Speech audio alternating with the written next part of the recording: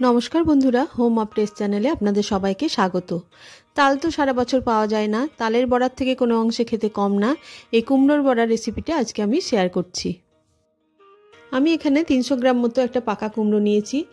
2 table spoon করে নিয়েছি সুজি আর চালের গুঁড়ো, হাফ টিস্পুন মৌরি, হাফ টিস্পুন গোলমরিচ গুঁড়ো, সামান্য একটু নুন আর কয়েকটা আমি গুড়ের বাতাসে নিয়েছি, আপনারা দরকার হলে চিনিও নিতে পারেন।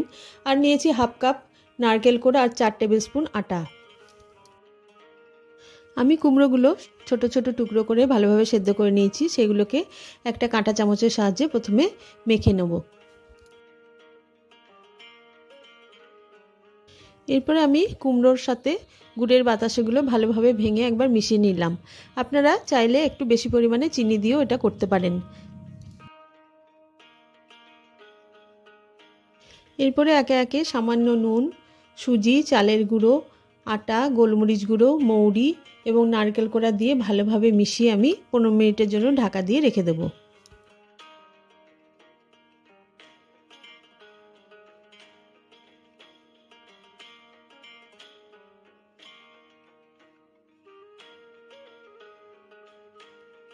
পনেরো মিনিট আমার হয়ে গেছে। এবার ঢাকাটা খুলে খুব সামান্য পরিমাণে প্রায় 1 চিমটে মতো বেকিং সোডা দিয়ে একবার ভালোভাবে হাতে করে আমি এটা মিশিয়ে নেব। এবারে বড়াগুলো ভেজে নেব। তার জন্য একটা কড়াইয়ের মধ্যে বেশ কিছুটা পরিমাণে সর্ষের তেল ভালো মতো গরম করে নিয়েছি। তারপরে তালের বড়া যেমন করে ভাজে ছোট ছোট করে আমি সুন্দর করে ভেজে তুলে নেব।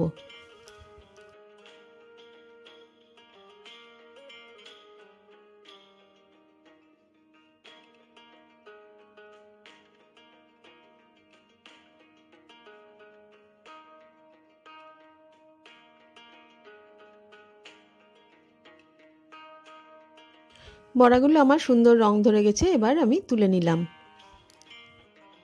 ভিডিওটা দেখার জন্য সকলকে ধন্যবাদ। আমার দিদিমা এরকমভাবে কুমড়োর বড়া করতো, সে স্বাদ আমার মনে নেই, কিন্তু বাড়ির বড়দের কাছে শুনে আমি যতটা সম্ভব পারলাম করে দেখানোর চেষ্টা করলাম।